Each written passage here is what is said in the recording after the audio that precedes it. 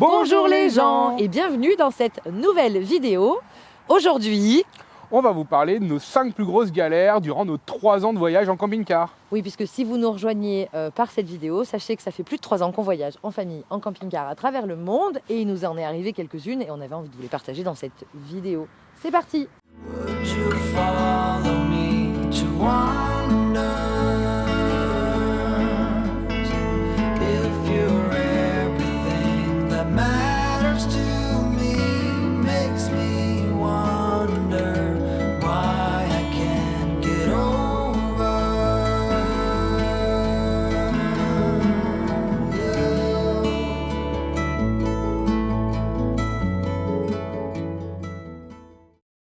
Pendant qu'on tournait cette vidéo, il nous est arrivé une 6e galère qui nous a bien embêtés pendant plus d'une semaine. Ouais, ce qui fait que cette vidéo n'est pas sortie fin 2020, mais qu'elle sort maintenant. Et c'est une sacrée galère bonus, mais on vous en parlera après les autres.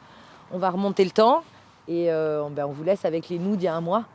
Comme on vous le disait en introduction, ça fait plus de 3 ans qu'on voyage en famille en camping-car. Ça fait donc plus de 1000 jours, on avait calculé, ça fait presque 1200 jours qu'on vit dans ta dame. C'est fou, hein, 1200 jours. Et on s'est dit que ça pouvait être marrant de revenir sur ces 3 années-là et de vous partager nos pires moments. Voilà. On est souvent dans les meilleurs moments. Et puis on s'est dit ça peut être drôle parce qu'on relativise aujourd'hui avec le recul. Enfin, c'est des grosses galères sur le moment. Ah oui, sur le moment, c'est pas simple à vivre. D'ailleurs, quand on a dû lister ces galères-là, on a galéré à les lister parce qu'on en oublie. Donc on a dû réfléchir aux anecdotes. Ça devient des anecdotes de voyage et on va vous les partager tout de suite. La première, dans l'ordre chronologique. En Grèce. On arrive. Une plage. Magnifique. Et Bastien me dit, non, mais on va pas se mettre trop près. Je dis, si, regarde ce pick-up, il est bien garé. Donc on sort, on tâte avec les pieds.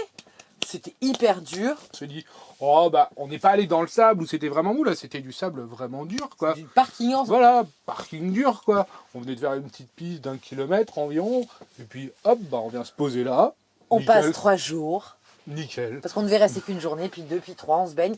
Et là, arrive le moment de partir et je prends le volant. En plus, je prends jamais le volant. Je prends le volant. Marche arrière. D'ailleurs, on a des images filmées au drone. Marche arrière. Et là, j'ai planté le camping-car. Donc, on est en roue jumelée à l'arrière et j'étais en marche arrière. Donc, normalement, j'aurais jamais dû me planter. Non. Mais j'ai un peu hésité, j'ai un peu accéléré parce que j'ai pas compris en fait. J'ai cru qu'il y avait un caillou ou un truc. Donc, et là, une fumée, une odeur d'embrayage, enfin la totale. Ouais. Et planté quoi. Donc, il y a 2 secondes, je faisais une vidéo pour dire qu'on s'en allait. Et en fait, on part pas. On est ensablé. Donc là, on va essayer la technique de je creuse, sauf que devant, la plage est molle. Pour les routes devant. Non, si on fait ça 30 fois et qu'on reste bloqué ici, là. Et on meurt de faim. Non, on appelle des moi, j'appelle le voyage. Ouais, on est bloqué là pour toute la vie. Sinon, il va falloir que j'aille chercher quelqu'un à pied ou papa. Et nous, on attend là. Technique numéro 4. Après avoir creusé, on fabrique une route en branches. Vas-y! Oui! Oui! Ah non! Go, go, go, go, go, go, go, go, go! Wouhou!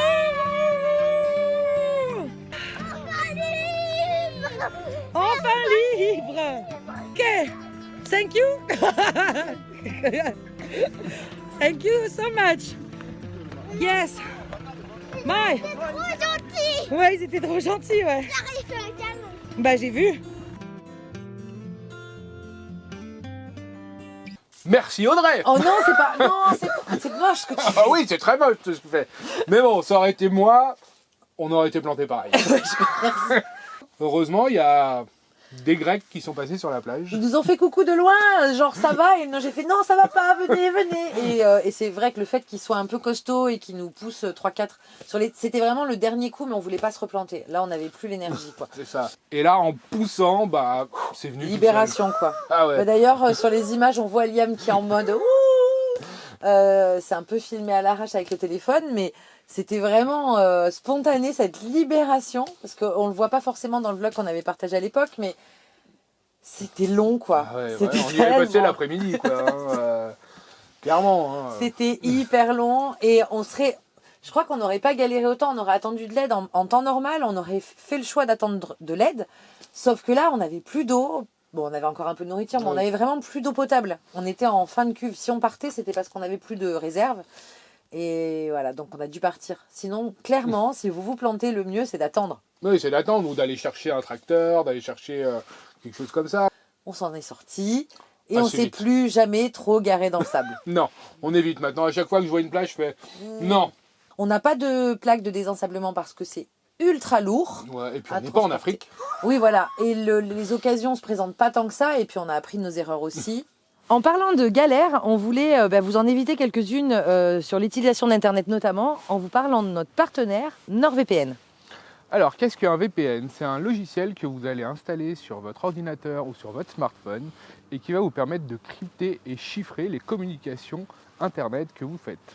Donc ça va en fait cacher vos données lors du transfert d'informations quand vous remplissez un formulaire, notamment sur un site, et que vous vous inscrivez en ligne, ou que vous vous connectez à votre banque, notamment, et nous on s'en sert vraiment beaucoup dans notre activité digital nomade pour crypter toutes les données qu'on envoie. Vous allez aussi pouvoir regarder toutes vos séries ou écouter votre musique, peu importe où vous êtes à l'étranger, puisque votre connexion sera identique à celle que vous avez chez vous. Le dernier avantage, et pas des moindres, c'est que vous allez pouvoir réaliser des économies, puisqu'en vous connectant via cette application NordVPN, vous allez pouvoir réserver vos billets d'avion, vos billets d'hôtel pour préparer vos voyages ou quand vous êtes en voyage, sans que vous soyez affilié à un pays. Donc vous aurez toujours la meilleure offre au meilleur moment. Et ça, c'est vraiment intéressant. Avec notre partenaire NordVPN, on vous offre une réduction de 70% sur 2 ans, ainsi qu'un mois offert lors de votre premier abonnement. Et pour ce faire, il suffit d'utiliser le code promo Here We Are World. Magie de la technologie, ça s'affiche là. Vous retrouverez toutes les informations en barre d'infos pour pouvoir y souscrire et naviguer sur Internet en toute sécurité. Donc on remercie NordVPN de nous avoir fait confiance pour ce partenariat. On voulait vous faire partager ce bon plan pour éviter les galères et on va repartir dans la vidéo pour la suite de nos aventures de ces 3 dernières années. Galère suivante, Oui. C'était où? C'était juste après la Grèce. Oui, c'était, mon Dieu, quel pays! Ah ah. C'était juste avant une des plus belles routes du monde, qui est une des plus dangereuses. On n'a jamais monté ces vlogs. Si ça vous intéresse, un jour, je mettrai le nez dedans et peut-être que je vous partagerai ça. Donc, c'était au-dessus de Kotor, la route serpentine. C'est une route... Quel pays? Et je sais plus.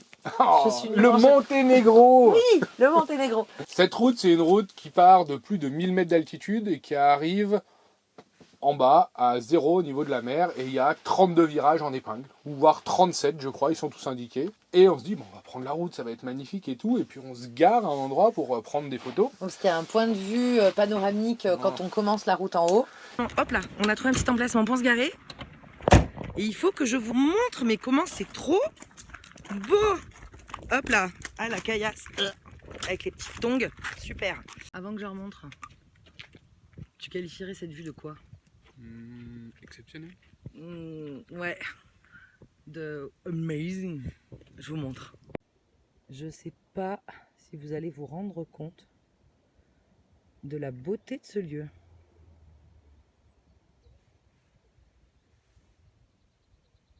C'est un peu complètement foufou.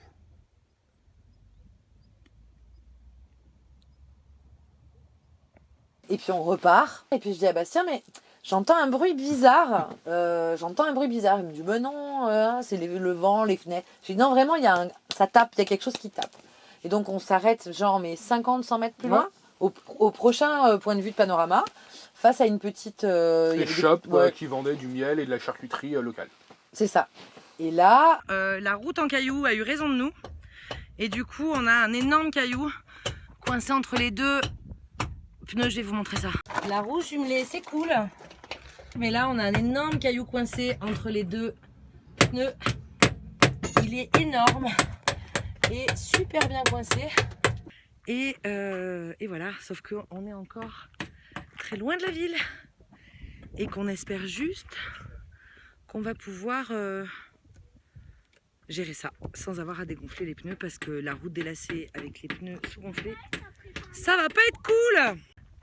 Ça s'annonce comment, Bastien? Ça s'annonce long.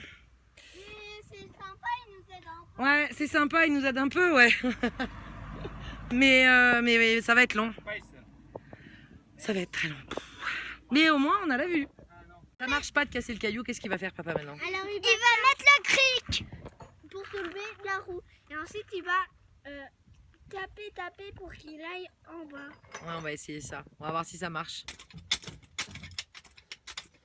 Faut dire qu'on s'en est jamais servi. Ah là, ça commence à être pas mal là. Si tu dois rajouter la planche.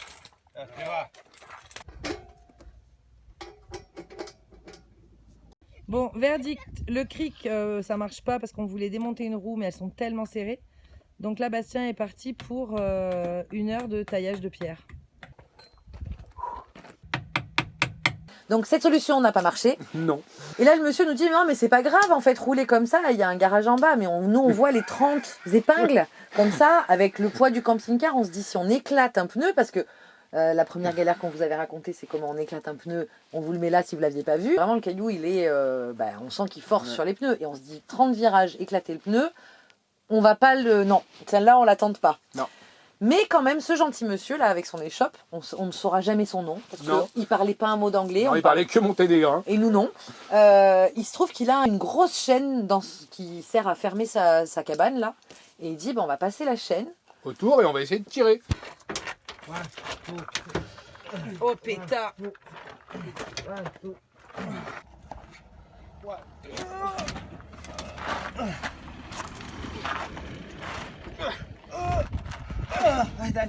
Bon, le caillou est sorti.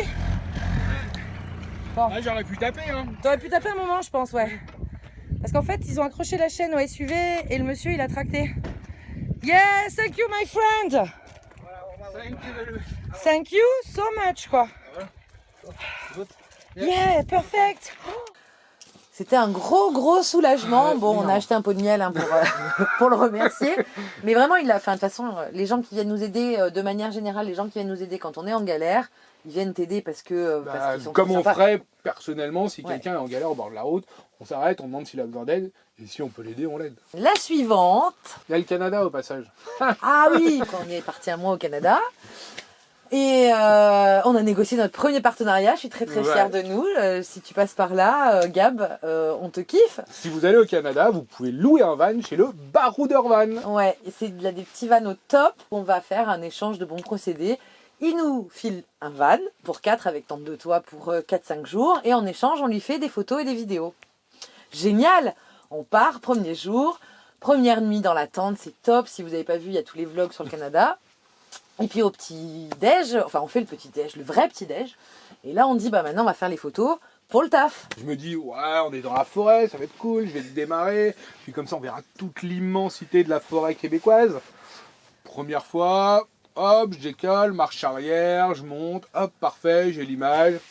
Je me dis, c'est pas mal. J'ai des talents d'actrice hors du commun. Je me dis, c'est pas mal, mais on pourrait le refaire. Mieux. Mieux, bah forcément. Sinon ça sert à rien de le refaire. Toujours en marche arrière. Ouais. Et là, et moi je vois le drone qui part et je hurle. Et c'est trop tard, il est dans l'arbre à 7-8 mètres de haut. On est à plus de 10 mètres, je sais pas, 10-15 mètres dans les arbres. Facile. Et donc là, les premières images, il n'y en a pas parce que Bastien n'a pas voulu que je filme parce qu'il était très énervé. Ouais, très en colère. Donc on voit le drone dans l'arbre. Et puis arrive un couple adorable de Québécois qui vient se balader dans la forêt, qui nous voit notre désarroi. Et là, le gars, il nous dit, ouais, mais moi, je suis lanceur de baseball. Donc, ça commence à lancer des bâtons, n'importe quoi. Après, ça lance une corde. On a tout lancé. Ouais. Non, mais c'était un tendeur, donc on Ouais. a pété le tendeur. Enfin, 1001 solutions, sauf que, outre le fait qu'on voulait quand même récupérer le drone, mais on savait qu'il était, on se doutait qu'il était foutu. Hein. Ouais. Bah non, il marchait encore, on le voyait. Hein, Enfin, on voyait la caméra, mais on voulait pas l'abandonner dans la nature, puisque c'est un déchet. Et donc, on a passé notre après-midi, notre journée. Hein. À secouer l'arbre, à lancer des bâtons. Après, nous vient l'idée, si on n'arrive pas à le faire descendre, on va descendre l'arbre. C'est ça, sauf qu'on n'a pas le droit, puisqu'on est quand même, on n'a pas le droit de couper des arbres comme ça dans la nature. Donc, on a cherché à joindre le garde forestier en appelant tout le village aux alentours. Enfin bref, il débarque. Et là, on lui explique la problématique et il nous dit, pas de problème, vu que c'est sur le parking et que vous me prévenez. De toute façon, ces arbres-là, on les coupe régulièrement pour entretenir ce qui sont en bord de parking. Donc, on va le tomber. Il sort la tronçonneuse, mais ça a pris genre une minute de négociation. Si c'est moi qui le coupe, c'est gratuit. Si c'est vous, c'est 500 $. d'amende. Voilà, donc il a coupé l'arbre, on récupère le drone et là la caméra elle pendouille. Enfin voilà, on sait que c'est foutu, que c'est mort, que c'est machin. Mais on a un engagement vis-à-vis de Gab et du baroudeur. Et on est allé chez Best Price, ce qui veut dire les meilleurs prix. Ça a beau être les meilleurs prix, ça nous a mis un coup quand même. Hein. Ah oui, bah 800 $ canadiens. Hein. Donc ça c'était quand même Une galère assez sympa. Ouais, ça nous a coûté un peu cher. Quoi. Ouais, celle-ci nous a coûté cher. Mais bon, voilà. Donc ça c'était le Canada. Mais après vous avez pu avoir... Il n'y aurait pas eu le partenariat, on n'aurait peut-être pas racheté de drone et vous n'auriez pas toutes ces belles images. Donc c'est chouette. Ensuite, on est parti en Irlande. Ouais. Globalement, si ce n'est la météo, les randonnées pluvieuses, on a évité des tempêtes. Bon, il y a une très très belle série de vidéos sur l'Irlande. Et la dernière, et c'est celle-là où vraiment on a eu très très peur, on doit prendre le 2 novembre, le dernier ferry qui quitte l'Irlande avant le printemps. Vraiment, hein, en direction de l'Espagne. L'idée, c'était de ne pas repasser par la France parce que payer le ferry Irlande-France ou Irlande-Espagne, c'était à peu près le même prix, oui. Mais ça nous évitait beaucoup de fatigue et de plein d'essence pour aller en Espagne. Et là, le 2 novembre, on traîne, on s'est fait un petit dernier bivouac sur une plage magnifique. Pas loin de Cork. Voilà, on prend la route. 3 ou 4 heures avant, parce qu'il faut quand même un peu arriver en avance. Oui, pour faire les checks, tout ça. Voilà, et là, au bout de 3 km, ça commence à sentir l'essence. Mais alors vraiment, genre ça pue l'essence, on se dit mais on perd de l'essence quelque part, c'est pas possible. Ouais. Bon, on était sur le départ. Mais alors, on est prêt. Dans les temps. Et paf, qu'est-ce qui se passe, Bastien? On sent un peu l'essence. Ouais, on est sous la pluie là en plus. Et donc, en fait, je pense que vous n'allez pas voir là-dessous, ça plique-ploque, plique-ploque. Dans notre malheur, on a trouvé un super mécanicien qui est là, de par hasard. Et il est en train de regarder ce que c'est, donc on va voir. Oh là là, il pleut, on va voir ce que ça donne. Notre mécanicien, notre providentiel qui s'appelle Val, on est ravis de l'avoir rencontré par hasard là sur le bout du parking, au bout du quai. Franchement, on est dans un village, il y a 22 habitants. Et il va regarder s'il a la pièce ou je ne sais quoi pour nous réparer ça. T'as l'air super inquiet. On a intérêt à prendre ou pas? Surtout que c'est le dernier de l'année, ça serait la grosse blague, on serait obligé de passer l'hiver ici. Et moi je suis persuadée qu'il va nous trouver une solution. On l'a pas trouvé pour rien sur notre route au moment où on a une panne, non? Tu peux apprendre en même temps. On en profite pour prendre un cours de mécanique. Je vous jure, quand on dit c'est important de connaître la mécanique, non, il faut avoir énormément de chance. Alors, les gens sont vraiment gentils en Irlande, il n'y a pas à dire. Pour ceux qui se demandent s'il suffit de parler anglais, je sais pas dire durite, je sais juste dire gasoline ou diesel, voilà. Je sais juste dire fix it pour réparer et help us, please. Voilà, ça suffit. Et là, on a un nettoyage haute pression pour enlever tous les résidus d'essence. Donc, c'est plutôt cool. On va pouvoir prendre le ferry. Dans notre malheur, on a quand même de la chance. Parce que c'était pas grand chose. En fait, c'est juste le joint. Enfin, je sais pas comment ça s'appelle, je suis pas mécanicien. C'est ce qui va dans le moteur et en fait, il y a une vis. Et c'était juste desserré en fait. Et ça a craché de l'essence de partout. On est arrivé juste dans les temps pour s'enregistrer. Bref, on a eu le ferry, mais je vous cache pas que pendant 1h30, on s'est dit, on adore l'Irlande, mais le changement d'heure, tout ça, le froid, la pluie, on avait quand même envie d'aller en Espagne, et on a cru qu'on allait devoir retraverser toute la France. Et repayer un billet surtout. Donc après l'Espagne, tout ça, on avait quand même bien, ça va, on a géré, on a changé nos pneus à temps, tout ça. Et dernier pays en date, c'est la Tunisie. Et là, florilège.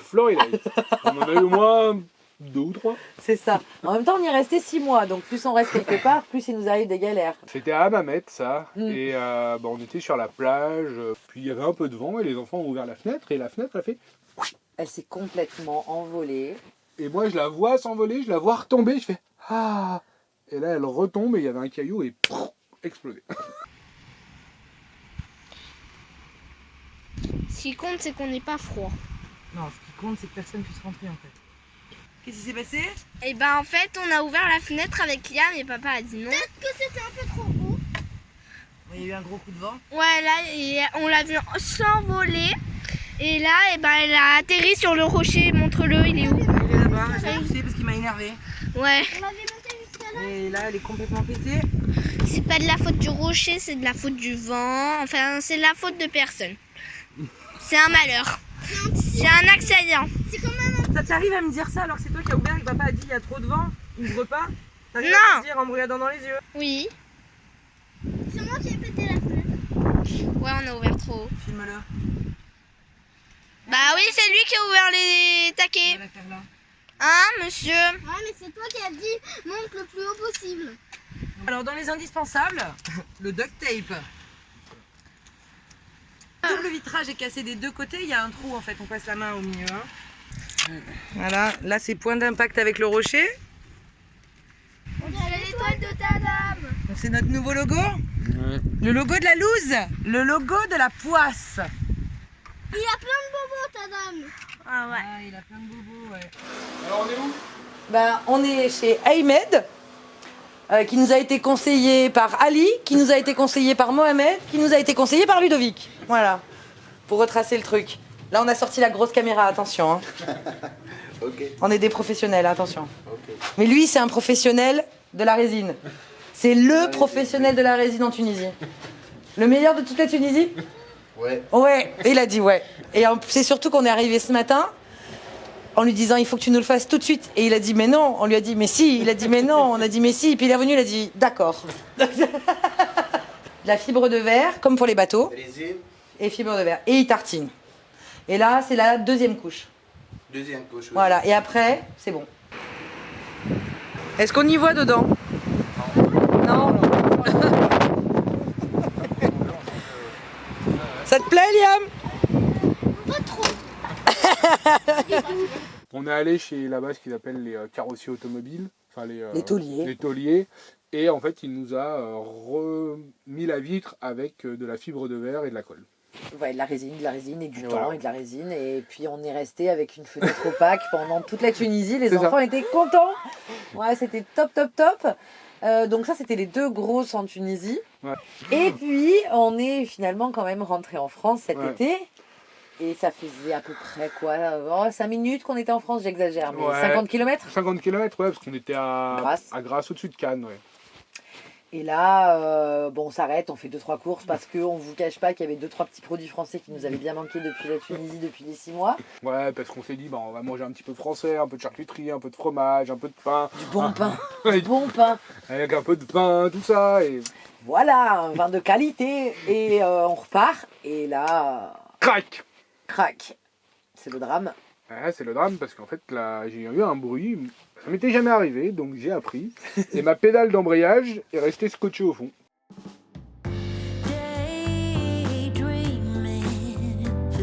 Et voilà, c'est notre première vidéo en France.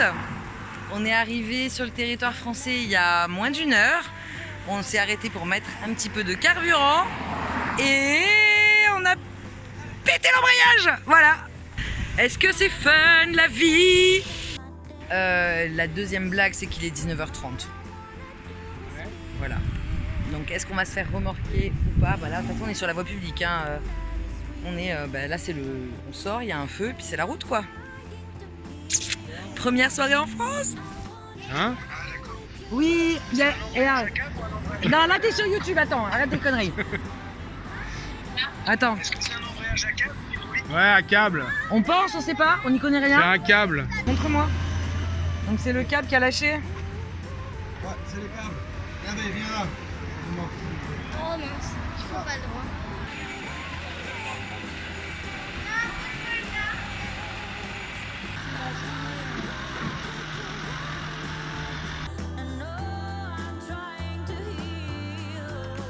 On a demandé notre transfert vers un garage parce qu'on ne pouvait pas rester au dépôt, qui a accepté surtout qu'on dorme chez lui. Voilà. C'était un peu la condition sine qua non. On s'est installé un petit campement là.